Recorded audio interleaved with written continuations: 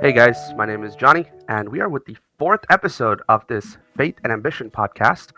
And today I have an absolutely awesome friend of mine, probably the most down to earth but ambitious um, creator that I know. And his name is Matt from Soul Engine Studio. Matt is incredibly passionate about what he does, but also extremely humble and has a very approachable way that he takes both to his outreach, his YouTube channel, and in the way that he makes games. He's very humble, but very ambitious, and we're going to see the perfect blend of that when I bring Matt on here. So I am going to. Hey, Matt, how you doing? Hello, those are very kind words. I appreciate that. Goodness. Yes, I really admire. All the creators have their unique take, but I really admire how you blend that humility with your ambition, because I think it kind of just represents, and if people go to your YouTube channel, they'll know instantly what I'm talking about. Just perfectly represents your style and how you approach building games. But I'll actually get a quick intro so that from your own words, if you want to describe what you do and what you're doing right now, essentially, what you're currently working on. Well, yes, I am Matthew at Soul Engine, and we are currently making Prepare the Past, our first commercial release. When I'm not doing that, I'm just a dad and a husband, and I love being at home and watching movies and making games and playing games. So that is literally, that's just who I am. So, yeah. It's kind of in a nutshell. Mm-hmm. So when I've highlighted a lot of people, right, a lot of people kind of have a diverse background as far as what they come from. They come from a technical background, and they're doing this, or they're just like, oh, I just opened up Unity one day. What was your journey like into game development? What was your past? Did you grow up playing games and that led into it? Like, I'd like to know kind of the whole story there. Yeah. So I grew up playing video games like Super Mario World, A Link to the Past, the classics. But like back in like the 90s and stuff like that, you needed to be like a genius to make video games. It felt like, like Miyamoto and like those people were just like, oh, I'm never going to be that. So making games was never really a possibility in my mind. So I didn't really follow that dream, even though it was a dream. Like I played these games and I wanted to make them, but I didn't think it was possible for me to make them. And it kind of was impossible back then. But all I have to say is I just moved forward in life without kind of following that passion. And I mean, I don't have a background in like technology or anything like that. I grew up in like rural Pennsylvania with the Amish. I worked as an animal handler for a long time, riding horses and training camels and all kinds of crazy stuff. And then I always had the passion to build stuff though. Like even as a kid, I would build like these little board games and stuff like that. And when I started playing Halo, I played Halo a lot when I was a teenager, and there was a thing called Forge in Halo, and you could make levels, all kinds of stuff. And I would make these huge levels with elaborate stories. But that's kind of where it ended. Things would go on, and I'd play Cave Story for the first time, and I realized that was made by one guy, and I was like, what? That's crazy. Like, I didn't think that was possible, that you could make a game, like one person could make a game. That's insane. Yes. And so I was like, okay, like maybe that dream isn't totally dead. Like I could do it maybe, but like, why would I want to do it? Why would I want to go through the hassle of making a game, And then I played Hyper Light Drifter, and I was like, oh man, this game's amazing. Like it made me feel like the atmosphere was mysterious and the mystery and the sci-fi elements. I was like hooked, and I was like, that's why I want to make a game. Like I want to make someone feel the way I felt when playing a game. So all those things come together, and then I was like, okay, I'm gonna go for it, and I started making games, and that was in 2017. I downloaded Unity in 2017. Wow. Yeah, and I didn't finish a game until 2021. So I was like, and like that's no, like it's not like I like made a game jam here and a game jam there. I didn't finish any projects for the first 5 years of my game development journey. And then a buddy of mine, and I was like about to give up, and then a buddy of mine who's into music and art, he's like, yo, let's like do a game jam together. And I was like, all right, let's go for it. And we did that, and then we made a game jam, and I was like, this is amazing. Like when you have someone to help you along the way, it's so much easier. And then we made a whole bunch of other stuff, and we still work together today, and that's kind of it, But the gist of the story is that I didn't know anything. I'm not like a guru, or like I didn't have like a huge background in tech or anything like that. I didn't know. I didn't get straight A's in school. I almost flunked chemistry. Who doesn't flunk chemistry, is my opinion. But like I'm not some like genius. I'm not like crazy smart. I don't know anything. So I say that to say that, I mean, anybody can do this, So yeah. That's pretty There's much it. like that humility right on cue, because I know that you're you're the most It's the you're the truth most though. kind of, I would say that from what I've seen of you, that there's a real testament to a desire for consistency and passion, and how that could take you far. Hmm. Maybe even from, right, even though you feel you don't have the perfect background with the degree in this and all that, you could still go pretty far in this Yeah. industry, right? Um, okay, so you started in 2017, probably just hitting great new project, and in 2021 you create your first game. You know, was your first game, one, two games, like, were they spectacular? Were they everything you dreamed of, or what were they like? Did they represent you? Terrible. You Awful. You could go play them right now. They're on our itch page.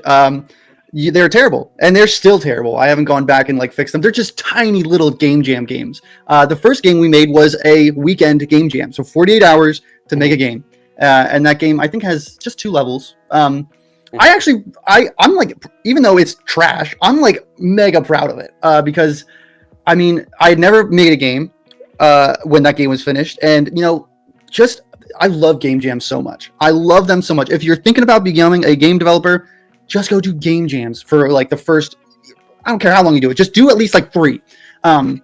Because the amount of things you learn with game jams is infinite. You just learn so much. So yeah, Yes. my first games are trash, and that's okay. And go do game jams. Yeah. Yeah, I think pretty much all of us have had that. We may start off with playing Skyrim, and then thinking, oh, you know what? There's this game engine that I saw, and the Unreal demo is crazy. So I could like open that up and almost like create a Skyrim or something of that caliber. Mhm. And then you start quickly realizing, to getting a box on the screen and animating it, it's It's itself no like joke. multiple days to a week. And then Yes. the final factor that kind of comes in, which is how do you create fun, or how do you create enjoyment? When Mhm. you talk about game jams, I really, I know that you love going to game jams, and I know that you also find them like really valuable to someone kind of watching, and they're like, they're in that solo developer stage. What would you say is perhaps the most, um, like the best part about a game jam? Is it kind of the teamwork aspect of it, or is it the kind of like deadline aspect of it? Like, I know that you kind of love it. I've never personally been to a game jam, but I would want to know, like, if I was kind of considering going to a game jam, what is the one thing that you feel like kind of pushes over that hump? Like, yes, you should definitely attend because this is what you get out of it. Yeah. So I think it might be 2 things. I think the main thing is, like you said, deadlines. Because as game developers, it's like I always want to add another thing. I always want to add another thing, and it's like with the game jam, hey, you just make the game you can and release it. The other thing I think it adds is a lot of times there is like a theme, and a theme provides direction, which I think a lot of developers lack a lot of times. Yes. And so if they kind of jams like give you the tools to just make a game really fast, and that's really cool. So they provide the theme and the deadline, and the rest is up to you. I think that would be the 2 biggest things that a jam will give you that are super valuable. Wow. So a theme and a deadline. I suppose all of them pretty much have those 2 elements of it. How long does a game jam typically last for that you They, participate in? they can last. Some are the weekend, some are 24 hours. They're all over the place. Yeah, it's kind of crazy There's to get a game out of it at the end. Yeah, I mean it's typically, typically they're not good, but then you have like these crazy people, not crazy, very very talented people who make these amazing games in like 48 hours, and you're like, how are you even doing that? And then you realize it was like 10 people working on one game, and it's like, okay, that's how you did it. But yeah. So something that I always wanted to ask from people who go to game jams is, I've heard the statistic that game jams are really good in developing you as a game developer, but it's very rarely do those games go on to become a commercial game, right? Yeah. Talk a little bit about that. Is like, are these games actually like something you can develop into a commercial product, or do you feel like there's a large gap there between that? I think there is typically a pretty large gap. I think like probably like 95% of game jam games stay game jam games and they don't go on. But I think it's like, what is your purpose, behind why you're doing a game jam? Because if your purpose is like, hey, I mean, I did this, a lot of people do it, is like a game jam can be a prototype for a commercial game. So an example being, I have there's a jam game on my itch page called Cave Masters, and that game jam was the prototype for a commercial game that we had worked on called Cave Masters. And I think that's more what you see with game jams. But I mean, again, it's like if you can let it be whatever it is. If you want to sell it for 50 cents because you think it's that good, then go for it. But that's totally up to you. So it's really up to you. Yeah. Are game jams great places to find teammates, you think? Yeah, I mean, so there's a Discord server called I don't know what its the real name is for it, but they do a game jam every month. It's called once a month or something like that. And the whole Discord server is like, hey, let's team up and get consistent with making game jams. And it's phenomenal. The people in there are always looking to team up. I mean, that's how I teamed up, and yeah. That's again another reason why they're so valuable, because you realize what it's like to work on a team and what it's like to share ideas and what it's like to communicate with people who are across the world. It's a great environment.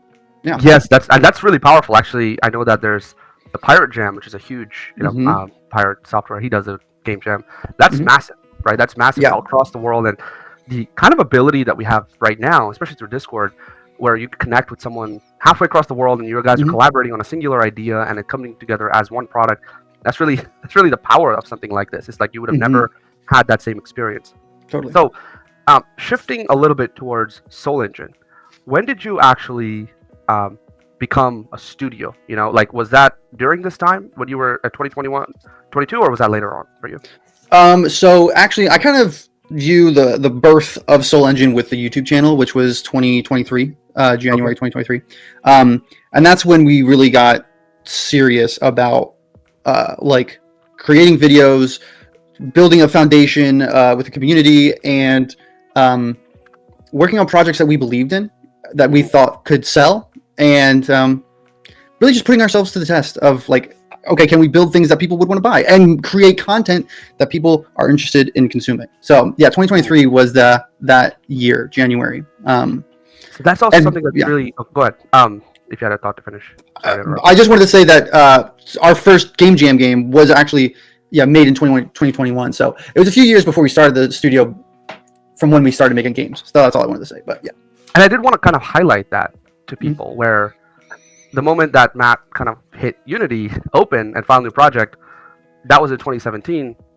That was 6 years before you became a studio, right? And so that was a long time. That was a lot of skill development, right? Yeah. Was there a point in time that you felt, now I feel ready to start a studio? Was that kind of a skill? Like you felt like I've got a couple of games under me now, I could start it. Like what was the decision that led you to saying, now I feel ready to start a studio? Yeah. So back in, I think it was maybe 2018, maybe 2019. Shout out to Thomas Brush, but I downloaded his course. I bought his course, and I was one of the early adopters, so I got it for mad cheap. But he was one of the ones that really pushed me forward in just building that skill. But I still was not very good at it. And honestly, it's still whatever. But actually, I think it was divine providence or whatever you want to call it. I think the Lord was working because I was kind of, after the Thomas Brush stuff and then finding my partner and collaborating and making these games, I continued to feel this push to okay, I really want to get serious about this, but I don't know what that would look like. On top of that, I was working my dream job. I grew up riding horses, and I was good at riding horse. I had this skill with animals, and I was training exotic animals. It's the dream, that was I loved the place I was working at so much. And I was like, Lord, if you want me to follow this passion, you got to lead me out of this, because I love where I am, but I feel this pull over here. So where do you want me to go? And he continued to pull me in that direction. And nudge you, yeah. Mm-hmm. Yeah, and nudge me. And so I ended up leaving that job, and I was like, okay, I think if I want to try to do game dev full time, let's say, I need to work from home. Let's just say that. Let's just say if I want to work from home, if I want to make games, I need to work from home. That was my mindset. And my brother just started working at this startup company, and I was like, okay, if I could, because he worked from home, so I was like, maybe if I can go work with him, maybe I could do that on the side. And so I kind of changed fields, and I got into I guess it is technology, but not software. It was more hardware and stuff like that. Sure. And then I finally got hired into that startup company. I was making good money, and again, I was like, I'm working from home. Like, this is amazing. Like, Lord, you have brought me here. Like, this is crazy. You know, I did not think it would happen this fast, but it was only like 2 years later, and I was there, and I was like, okay, like, here, let's go for it. And then I got laid off from that place about a year after I started working there. I was like, whoa, okay. So yeah, it sucks. And so I was like, okay, Lord, what do you want me to do? And when I started working there, my wife also started working at another place, and I was like, Lord, she could go full time at that place, and I could really go full on this game dev thing. And we're like, let's go for it. My wife and I had a lot of conversations, and we're like, you know what, let's go for it. Let's go for it. So here we are now, you know, 3 years later. Well, no, 2 years later, and yeah, doing about, like, I'm probably not full time hours for game dev, but probably getting close to that. That's awesome that you guys kind of were united in that, especially if you have a partner and you're thinking about starting a studio. Obviously, they're 100% buy-in, right? Or even more than that, to be honest. They have to believe really in the process. That's really important, so that you don't lose sight of the most important aspects of your life, right? Your family, and your partner, and your children. So, you know, something that I think is always good to understand for people who kind of start a studio is, you know, do they wish they had done it sooner? Do they wish that, you know, they kind of had, you know, gotten into the place of making games and starting a studio and doing all this stuff sooner? Was, you know, could you have done it sooner, right? Could you have done it around 2018 or 2019 when you just started and just started making games on the side? Or did you really feel like, I need to do this full time, and there was just like, you know, okay, so if I'm going to do this, I'm going to do this full time? Was that a thing at all in your mind? I think starting the studio needed to happen when it happened. When I got laid off from that job, and my wife could start at that new place. I think that was like, you couldn't have had a more perfect timing. I do, however, wish I had started learning sooner. I wish I had learned. I wish I had believed in that dream sooner, because, I feel like I missed out on like maybe 10 years of learning. And like, man, if I'd had those years, I'd be like way ahead. You know, I do feel like I am like at a good spot. I wish it was a little further, but I would be so much more ahead if I had just started learning sooner. Yeah. A lot of people have essentially this combination of, I have a savings account, I have an idea. It's like the Trinity hook. It's like, I have some savings, I have an idea, and, you know, I want to take that plunge. I want to like kind of essentially, maybe you could say the last one is, I have the energy right now, right? And like, they're in that position, and they're really trying to make a decision whether I should go ahead, you know, quit my day job, and pursue the studio full time. Is there anything that you could kind of say that would help someone make that decision, as far as if they have all three, or even maybe more factors, that they should, in your opinion, go ahead, take the plunge, or they should probably wait a little bit longer? What would that look like for you? First question would be, do you have any dependents? Do you have any kids? Do you have a wife? Do you have maybe someone you take care of? If you do, you tread lightly, because it's really tough to make any money. I started back in 2023, and, you know, this is just my path. You could do a totally different path and make millions, I'm sure, but I've only made like $400 since I started. And so if you have dependents, that's going to be a problem. So that would be like the number one thing. If you're like 18 and you're like living at home, go for it. You know, you have all the time. I think the Trinity hook you were saying is the idea. What you said, two things. What were they? Someone has the idea. They have some level of savings, and this is usually what I see. I'm not saying this is unanimous. They have some level of savings, and this, the last factor is kind of like, you know, let's say you're about to take the jump off the cliff. You kind of have the energy, right? So maybe you're like, okay, I feel like now I have the energy. Maybe in my late 40s or 50s, I might not have energy, and that is a big factor. Age is a big factor. You know, you can only do certain things at certain ages, essentially, right? So. A lot of people that I talk to are kind of in their early 30s range. So I think time would fit in there as well. Like, maybe time and energy are like the same thing. Like, if you have a bunch of time, like let's say you work the night shift and your kids are at school all day, and like you have like 4 hours during the day, and you want to start a studio, and that's like 4 hours. That's like 4 hours every weekday, and let's say you work 2 hours on the weekend. That's not full-time hours, but that's almost full-time hours, you know? So it really depends on the situation. But I would say if you have dependents, be very, very careful, because they're expensive, first off. And game development isn't the most, it's not, especially if you're alone, money's just not raining from the sky. And that's just like when you create a business anytime. It's like, it is all on you. If you do nothing is going to happen. And that is huge. Right. Yeah. Yeah. I'm gonna actually. I saw an opportunity to kind of dig deeper there, which Hmm. is that, um, yes, like the idea of this is a business, and Yeah. like a business is a business, and even though you're super passionate about a business, at the end of the day, if you're doing something commercially, it has to make money, right? And have to be realistic about that. There's a thing about that I wanted to push further on, which is this. But hey, Matt, or hey, Johnny, I think this idea is the one. I think this idea is great, and I think this is the one. I'm gonna make it. I can feel it in the air. What would you kind of think about that as someone who has a couple, a few games under your belt? When someone has that sort of a confidence, I would say, right? Yeah. That what would you say to that I person? I think I would just have a lot of questions for them. What's the idea, first of all? And then like a whole bunch of like how long is it going to take to make? Mhm. What's the idea? How long is it going to take to make? Can you make it alone? And what's your life look like around? What's your life look like? Because Yeah, if you're crazy busy, you're not going to have time to make the game. yeah, And let's say like okay also what's your past look like? Have you made games before? Have you made successful games before? Have you mhm, um do you know what it's like to support a game post launch? Like do mhm, you all of these questions, because they're all huge questions, and that isn't just like like the statement of like I have the one here. It's like okay, like but why do you think that? Like this one statement is surrounded by a bunch of questions, so yes. I would just have like 1,000 questions to ask, so I've kind of given this thought to some people, which is that if you do really feel strongly about the idea, right? What is the smallest thing you can do to prove that? Because that's everyone, to good. some extent, when it comes to games or art, is Hmm. a little bit, we are in our own heads and we think it's amazing.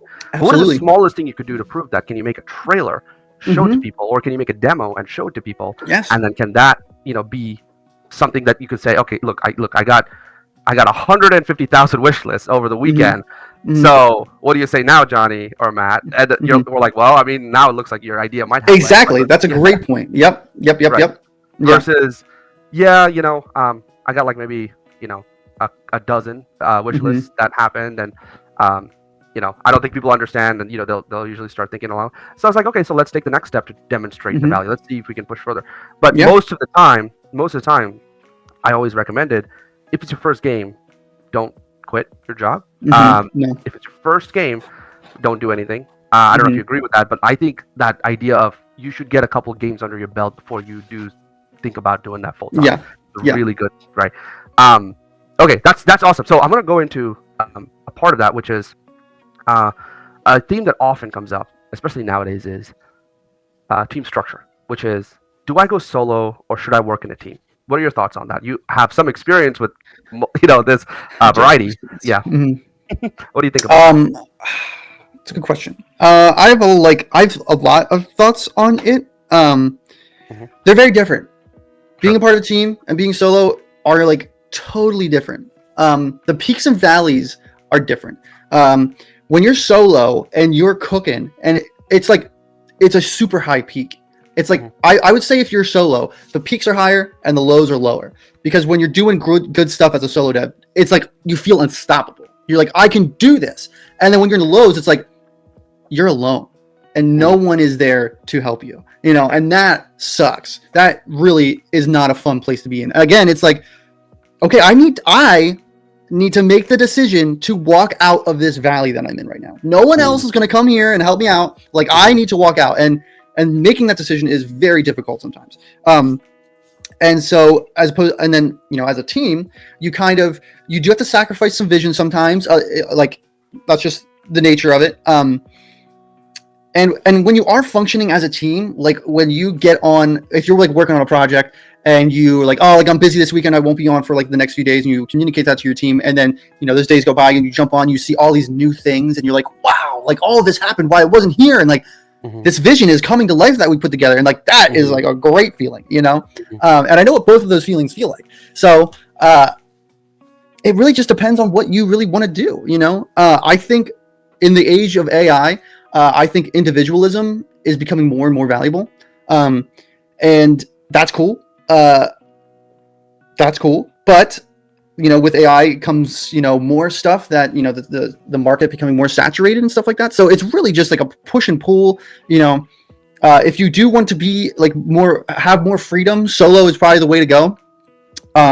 If you want to, I'm gotta be careful how I word this. Not if you want to be more successful, but I heard someone say it the other day that it's very rare that you have all the abilities to make a 10 out of 10 game. You probably don't have them all. I'm not being mean, but you probably are not the best artist in the world. You're probably not the best musician in the world. And when you do have a team of maybe 4 or 5 people, you all can share that, so you're probably going to make better games with a team, and so you have to take all those things into account. I think that if you can, and getting a team is not a unanimous thing. You have to be selective that the person 100%. That you're getting on is going to raise at the quality of the product, because and the quality of the product comes in both ways, which actually I'd like to hear your thoughts on too, which is not only do they have the skill, but do they have things like the commitment to be able to do this, to have that. I've heard a lot of horror stories about teams where things happen. Do you have any kind of like things that happen to you, and do you have any tips to kind of make better functioning teams? Like, let's say I'm starting a studio, I've got 3-4 people, and there's all buddies from college or something like that. And is there anything that you would say like, hey, here's something that happened to me, and I would do these things to avoid or at least mitigate some of those things? In the past, I have had some people just like flake out, just like go MIA, and I haven't heard from them. We talked about, hey, can you do this for me? Hey, like, can we like finish this thing? And I just don't hear from them ever again. And that's just the nature of the internet, That is it. So yeah, and I think to avoid that, I don't know if you can avoid it 100%, but I think the best way to avoid that is to just communicate. Like, think about how you should communicate, and then times that with like 1,000, and make there's a word can't think of. Set expectations. Set expectations. Like, hey, I want to talk. I want to communicate with you once a week. Friday at 5:00, we are talking. Be there or be square. Set that expectation and stick to it. And if they don't stick to it, be like, yo, I see that you're not here. Why aren't you here? And are you still serious? And I would be like, it depends on like your seriousness level. Like, if you're like, if you're like, I've taken the plunge and my savings is on the line, get serious. Like, and tell them that, like, this is like everything for me right now. Like, it is everything is on the line, and I would communicate to them and just be super honest and be like, and if they start not showing up, just be like, I'm going to end this with you now if you do not start. And if they don't, then be like, all right, man, I'll see you later. I think that's actually a lot of people who worked in teams have a similar piece of advice they're basically giving, which is communicate. Like, it's kind of like a marriage if you look at it, right, where both of you are on the same team, and then the way that things get out of sync is oftentimes communication, right? And so you have to almost over communicate. That's what I've heard from a lot of people, and including my own experience of leading teams, is you have to over communicate, and you have to do something that you're going to resist, which is you have to do things that a company does, which is have meetings, regular meetings, and a deadline and structure, which I know a lot of people fall on different areas about that, but you just have to, and you have to figure out, the advice of figuring out something that works for you can be almost too fluid if you've never had experience managing a team, but you have to have some level of rigor in saying, okay, so, every company in the world has a weekly meeting or something like that. So let me not change that. Let me work, the part that's important about your company is your idea, your vision, and your, what you're doing. Don't need to go and change up how companies are structured and teams are structured. Just copy one. Take one and copy one. And you're absolutely right. At work, you don't just get to miss meetings whenever you feel like it. You have to say, hey, I cannot make it this time. Can we be flexible? Right? Once in a while, can we be flexible? But or here's my update offline or asynchronously or something like that. But you don't just get to miss meetings endlessly. You have to have that level of seriousness. With your team members. Period. Right? Especially, and I think solo dev or small developers typically don't have a budget to pay someone, and so if you're not able to pay someone, it really is just like, it all lies on the communication and setting expectations. Because if you're not paying someone, the struggle goes down even further. So yeah, 100%. So you are solo right now, correct? Solo in like parentheses. Yeah. Yeah. Like I will absolutely, like I literally just paid someone on Fiverr to do some art for me. And so like, am I still considered solo? You know, I'm going to have my buddy that I was talking about do my music, you know, is that considered there's solo? sort of like a general consensus that if you're hiring a contractor, then you can still be technically considered solo. If you have a true co-founder of your studio, then I think you're no longer solo. You're technically a team. But I think contractors still are. You're still guiding, telling them what to do. Basically, they're like employees. So I wanted to kind of shift about, there's actually two places I want to go. I'll start here, which is we'll actually start talking about Prepare the Past, and if you want to just give a quick description of Prepare the Past to lay the foundation of the conversation, go ahead. Prepare the Past is, if you think Pokemon Snap meets Octopath Traveler, you have the gameplay of Pokemon Snap with the visuals of Octopath Traveler. And the story synopsis is prepare the past for the doomed future. And so basically you're someone from the future going to the past to warn them. That is basically all. That's the gist. So how did you come up with this idea and decide to commit to it? What was like your, was it always something you wanted to make, or was that something that you kind of said, like this is something that was more of a process? So it was actually kind of both. So the idea is actually one of my first ideas, and that was going someone from the future going to the past. That story idea was, that's almost like a 7-year-old story idea. Now, like what the gameplay and stuff like that is, that's evolved drastically. It used to be a 2D Frogger clone, pretty much, and now it's basically a third-person picture-taking game, kind of. It's like totally different. As far as why I chose Pokemon Snap and why I chose Octopath Traveler, there's a few reasons.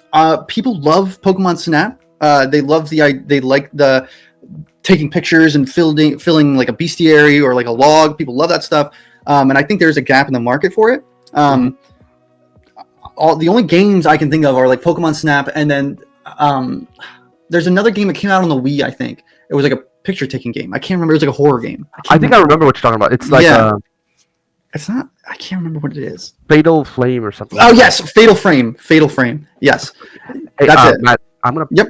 Give me just 1 second. I'm gonna be right back. I have an Amazon delivery. Okay, so Prepare the Past, Pokemon Snap meets essentially kind of a sci-fi adventure where you're going back into the future. Is there combat in the game? Just kind of curious. There is, like, you can take damage. You can, like there are enemies that will aggro towards you and you have to avoid them. So yeah, there is combat in the sense of, damage and healing and stuff like that, but not like super aggressive combat. Sure. And that's actually one of the reasons why I picked, those genres, is because it's not, when you get into the combat and things like that, everything becomes a lot more technical. And I wasn't looking to get super technical. And I honestly kind of feel like I kind of played it safe when I picked the things that I picked, because, if you go on YouTube and stuff like that, it's actually one of the reasons why I picked Pokemon Snap and Octopath Traveler as kind of my guiding star, is because when I went on YouTube and would search for like 2.5D, that's what Octopath kind of is. They were outliers. Like they did really well on YouTube. And that always stuck out to me. I was like, oh, like people are really interested in this type of art style. I mean, even myself, when I first saw Octopath Traveler, I was like, this looks amazing. It's like the perfect blend of nostalgia and good looking graphics, Yeah. And that's kind of why I chose to go down that path. Sorry, that kind of jumped off of the. And I'm gonna put overlays about your game as we're discussing, so that there's a good frame of reference in people's minds about it. I personally love the isometric 2.5D look. Actually, I think you have a pretty unique take on it, which is it's a real 3D world, and you are a real 2D character, which is like a really unique spin on that. How did you come up with that idea? Octopath. Okay. Yeah, they are 2D sprites in a 3D environment. So yeah. Yeah. So most 2.5D games tend to be kind of your diagonal camera view. It's true. Yeah. And they're kind of stick in that diagonal camera view, but. Prepare the Past is very unique in the sense of like it's really like an explorable 3D world with multiple levels. And approximately how long is the game like that you're making? Like how much content are you putting in the game? My goal is about like 2 hours of content. You could probably beat it in an hour if you were hustling, but if you were like took your time to like find all of the creatures and explore it thoroughly, probably spend like about 2 hours in it. About 2 hours. Yeah. Mhm. Now this is your first, or at least I think you've mentioned that this, after Cave Masters, this is like a real commercial release, right? Yeah. Essentially. And how long have you been working on this project for? February. So it's May now at this recording. I don't know if you wanted to share that, but it is May now, and I started in February. So about 5-ish months of development, and I'd say I'm probably like 80 to 90% completed. So getting there. So yeah, that's pretty awesome. I mean, mostly solo, right? Developer that is working for 4 or 5 months time period, and can really put out an actual game out on Steam that can be a commercial release is a very impressive kind of metric. Even people looking from outside the industry, right? I think there's this thing that goes in their mind that a game means this multi-year project, 3 years, 4 years, but that's not necessarily the case, right? If someone is actually putting forth effort and capital and resources, that's a much shorter timeline than what people think, because the tooling has gotten so much better. I think you mentioned a little bit about AI. Has AI been helping you in this process at all? 100%. Back the previous project I was on, I was mainly the level designer, and I described myself as a jack of all trades. I could kind of do a little bit of everything. But when that project kind of ended, I was like, okay, if I want to get serious about this even more than I am, get even more serious, I need to become better at programming. So that was really I was like, okay, I'm going to learn programming. I'm going to use this PrepareThePast as, to help me learn programming. So, So you were kind of like, it was both a learning and it was programming. How did you kind of think about this problem of entertainment and fun? Like, was that a hard thing to make a game fun this time around? Or is that something you already kind of knew, like what you wanted to do ahead of time? That's a good question. Fun is a very everyone experiences fun differently, and how I experience fun is going to be different than you. So how I went about fun and how I will probably continue to go about creating fun in a game is if I find it fun. I'm there's only one Matthew out there, but there's probably a lot of people that are close to me. There's probably a few million people close to me. There are hundreds of thousands of me out there, and hundreds of thousands of people are enough to, make a game viable and successful. So that's the first thing. How I go about making fun is like, what do I think is fun? There's probably a lot of people that are out there that are like me, that might find it fun. And then also just feedback. Hey guys, do you think this is fun? Is it just at the very least, enjoyable to experience? Is there any like glaring flaws? It's actually, exactly what I just did. The main character in my game, for a long time I was like, he just doesn't look quite right, but it's not a big deal. And then I finally got to the point where I was like, okay, I'm just gonna switch it out and see what it feels like. And I switched it out. I was like, oh my, this looks so much better. And I had a few people who had been following the project for a while to take a look, and they're like, oh man, it looks so much better. I'm like, okay, that is like key advice, key feedback there that can make the game better. And so what do I like to play? What do I think is fun? And then get feedback. That you're never gonna be perfect, but you'll get close. There's nothing that comes close to an actual person, human, that can touch and feel your game, and you will learn everything in the first 5-10 minutes of their interaction, their frustrations, especially if you do a silent test, which I recommend for everyone when they're doing playthroughs, which is just 100% zip and watch the other person, right? I call it the 10-second test. You put your game in front of someone and you just watch their facial features. And you could do this with so many things. Be like, hey, close your eyes, and you bring up the UI, and then you be like, open your eyes, and the only thing they see is the UI, and you look at them and you get their reaction for the first 10 seconds. And what are they reacting to? What pops out? What doesn't pop out? What should be there and what shouldn't be there? And what's in the way? What should be more in the way? And just 10 seconds. That's all you need. Maybe you need more, but that initial reaction is so valuable. Yeah, I tend to walk them through, give them at least 2 to 5 minutes of content, because the games that I tend to create have a little bit of mix of story and a little bit of mix of the mechanic, and so I want them to really feel mechanics. Something I love is turn-based battles, and so I want to get them through a turn-based battle to Yeah. see if they like the experience. 100%. And but I think like if you're just testing a visual, like a UI, yeah, like within the first 10 seconds, you'll know exactly. And we all know the pains of building UI. Like we all know how hard it is to Oh, implement that. jeez. Yes. Right. From a game design perspective, and then having someone actually say, "Yes, I love this," is hard, but it's so worth it. Like once Mhm. you've got that, there's a hump there, but once you've got it, it's so worth it because you know Yeah. you've got something really good, right? Mhm. And kind of so one thing that I always like to document about is the structure, like a process of how you go about doing things. Some people fall on the very rigid side of I want to be structured, I want to be like super structured, and they plan out an entire GDD from the beginning. Mhm. We actually had a guest in episode 2 that loves structure, full GDD before they start any project. And I had other people that I talked to who have almost kind of a very exploratory, like let me just open up and see. I have a kind of a vision, but I just want to put stuff in there. Let me just see, what cooks, right? Where do you fall in that line? Like where are you personally at? Oh man, that's a tough one. I think I kind of go back and forth, to be honest. I am a person that thrives off of structure. I thrive off of being like, okay, this is my to-do list. That's what I'm going to do. And after that to-do list, I can do whatever I want.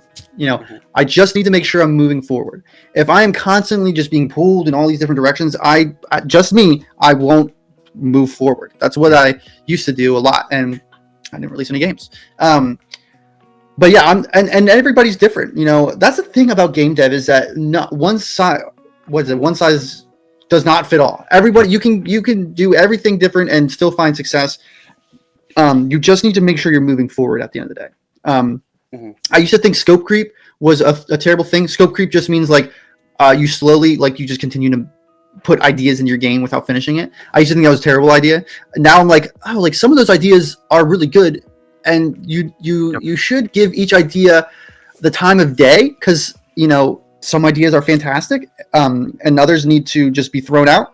So you need to learn how to figure out which ideas are worth implementing, and that I'm going to jump back to game jams. Game jams are a great way of like, okay, we only have 4 hours left, and there's this cool idea. Can we implement it? Is it worth implementing? And game jams will really build that muscle in you. So and there's probably also a lot to say about the reduction of ideas being better products at the end of the day. Because 100%. Yeah, if you add like 20 different features, they might be really fun individually, but they may not add to the composite of the game, right? Where I remember Pokemon, because I remember Pokemon having this fashion show feature. You know what I'm talking about?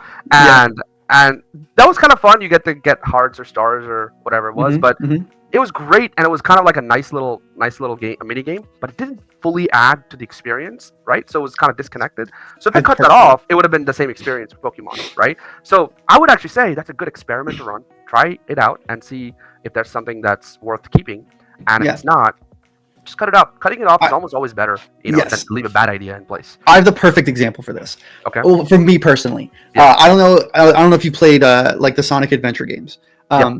But they have a thing called a Chow Garden in there. Okay. And I played way more of that Chow Garden when I was like a young teenager, way more than I played the game. I was in the Chow Garden all the time. And that is such like it is so disconnected from the game, but I played it so much more than the actual game. And that is such a like I bet someone was like, "Hey, what if we just like added a Chow Garden?" Yeah. And like it's everybody like I would be like, we're not adding a Chow Garden into this game. That's a terrible idea. Right. But for me, it was the best idea. I put so much more time into that game because of that little idea. Or it's not a little idea; it's a huge idea. But so, yeah, it's such a gray area. Like you can definitely have a very like strong GDD. You can have all your hooks in place, but you also need to, I think, allow at least that 10% where you're allowing yourself to be exploratory. Just kind of have fun with the process of building, not just the end game. And I think that's important because you might be missing out on a great player experience. Essentially, I'm going to shift slightly the conversation, which is, what do you feel like is kind of like the state of games in general? Obviously, you're building this game, you're about to release it, right? AAA is going through a moment right now. Indies seem like they're coming up much more than what they've ever had in the past, right? There's a lot more prominence. For people kind of deciding right? Do I want, a lot of the people that are in the indie to double A space, right? Hmm. I see a lot of hope. And I see a lot of confusion and fear also in the market. What are you kind of seeing? Like, where do you feel like the industry's headed towards? So I'm an optimist. I've always been an optimist. I will die an optimist. Okay. um, I I think that I said this before. Individualism has never been, I think, more valued in the market, especially with AI and there being oversaturation of garbage. I think individualism is super valuable. So you need to take advantage of your individualism. Mm. You need to start a community. That's what I think. This is just me. I am not, again, I have not found an abundance of success, but I have found a little bit of a success. And community is like everything. Community, like build a community. Start a YouTube channel if you can. Just start posting your stuff. I'm an optimist. I think I'm not an optimist for AAA. I'll tell you that. I do think they are. I think there's probably a crash coming. Something's got to change because I see the hunger for different kinds of games. yes, AAA obviously has executed on a formula, and it's going great. I'm not saying all of AAA because I think there's still some.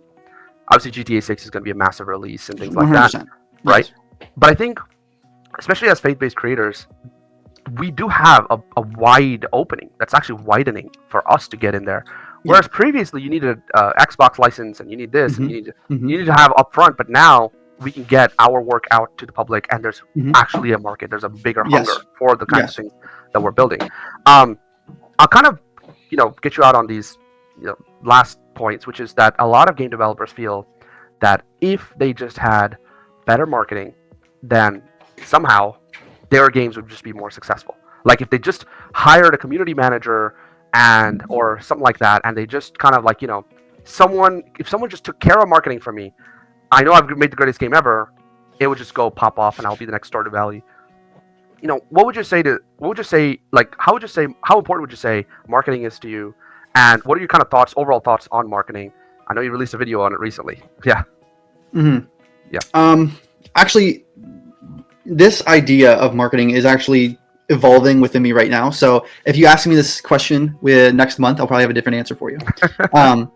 But something was revealed to me recently. So with my YouTube channel, which the demographic is game developers, I have probably had, at this time, I have probably had roughly 20,000 people view Prepare the Past. 20,000 individual people view Prepare the Past. Wow. Give or take. Maybe it's like 15K, maybe it's 25K, but probably around there. Yeah.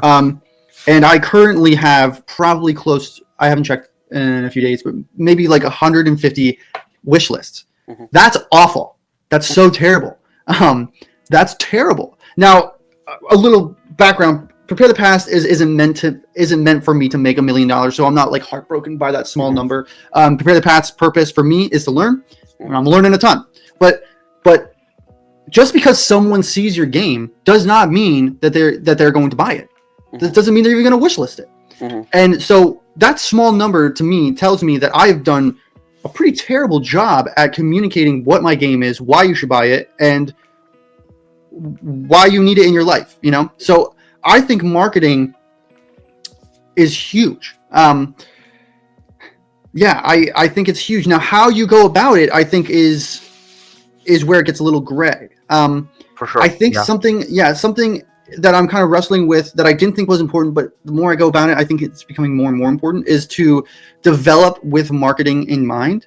I used to push back on that a lot because I was like, no, just make the game, worry about marketing it later. Well, maybe not, because someone's initial reaction to your game is important, and what I mean by market your game, what I might mean, I could change on this, but what I might mean is, maybe make the prettiest, the flashiest thing you can first when developing your game. Sorry, the mic. When making your game, so that you can show people the vision that you have for your game, and then because you're fired up about your vision, and you want others to be fired up about your vision, and to show someone that vision is probably the best way to go about marketing your game. Yeah, my thoughts on it, and I've done marketing for multiple different kinds of products before, right? Software products that are web-based and SaaS-based and things like that. What I see is that 90+% of people start marketing too late, and I think they feel that way because they want to, either it's perfectionism, which is a killer, like Mm-hmm. um, or that they just think that the product is going to carry them, right? Where Mm-hmm. when to be honest, a lot of people just tweet the day of or the day before saying, "Hey, by the way, my game is launched," and then they are wondering why no streamers are picking it up or whatever. But these relationships that you're building are coming months and months in advance. In fact, you should be the moment you open up Unity and you're really starting to commit to an idea, you should be thinking about how people are going to be connecting to that game that you're building. And that needs to be a day one decision. Like you need to be doing both day one essentially, Mm-hmm. right? This doesn't always look the same, right? It doesn't always mean you're releasing massive videos or something like that. I know some people do devlogs or whatever, but it is at the end of the day about connecting with your audience. Like you Yes. have to be able to connect with them. You have to figure out where they are and connect with them. I think, yeah, I would agree. And I think the biggest thing, this is just me, but I can't be the only one out there. For me, it's a lack of commitment.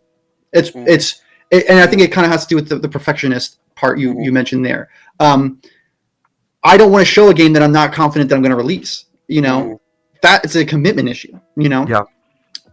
If you're like, this is the game I'm making, I'm seeing it through, you should start marketing as soon as possible. If you're like, I just don't know if I should be making this game right now, well, maybe you shouldn't start marketing it because you might not release it. You have to be serious about the game you're marketing, and you have to believe in it. So I think the moment you pretty much have decided that I'm going to do this is going to have by the way, everything should have a release date, right? Mm-hmm. If you committed to a project, it should have a release date, right?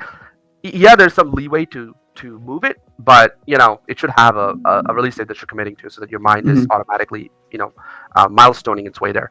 But if it does have a release date and you're committed to it, you need to start pushing it out there, right? Yeah. And this could look like concept art. This could look like even images that are AI generated and saying, this is my vision for the game, and here's a gray box level for the game, and here's what I'm doing.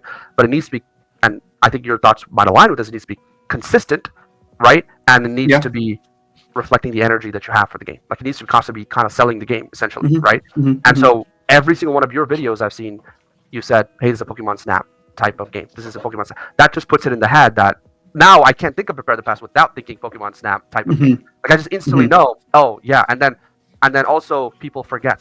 This is also a big thing. Like you do one video every 6 months and it's a high quality video, fine, but people forget. They're gonna forget 3 minutes later, 2 minutes later after they've watched your video. I'm sorry, but that's the reality of it. So I'll kind of get you out here by asking this, Matt, which is talk to me a little bit about how any actions that the audience can take. How can they wishlist Prepare the Past? When is the game coming out? And how they can find you? Like if they want to connect with you, or if they want to partner with you for maybe potentially publishing, or if they want to partner with you or just ask questions about the episode, and where can they connect with you essentially?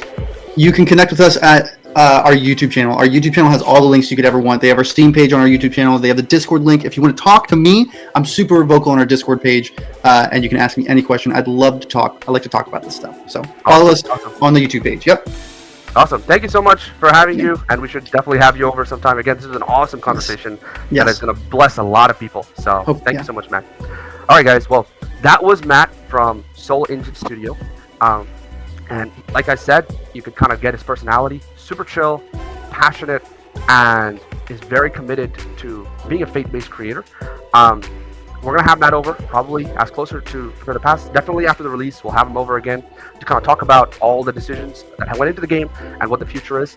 But if you are someone who's a creator and you would love to be highlighted, would love to have you on the show, just make sure to email me. And then, as always, if you want to see more of this type of content, if you're interested to have more creators, make sure to like and subscribe. All the links for all the creators will be in the description. Feel free to connect with them. And if you're a developer or you're an artist that you want to help out some of the projects, contact them, right? If you're a publisher, contact them. But make sure, don't feel shy. All the creators that I bring on, they love to talk to you guys. So thank you so much, and we'll see you guys next time. Bye.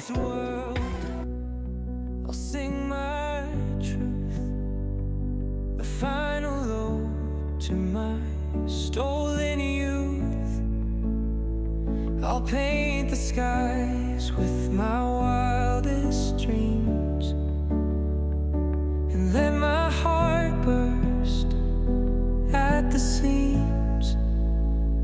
Before I leave this world, I'll plant a seed, a vision you can't touch but will still feel. I'll teach my daughter to go fight for loves and lives that she'll have to steal. If you'll be the soil, I'll be the rose. If you'll be the field, I'll be the rose. If you'll be my dark, I'll be your light. If you'll be the sword, I'll be your fight. Before I leave this world,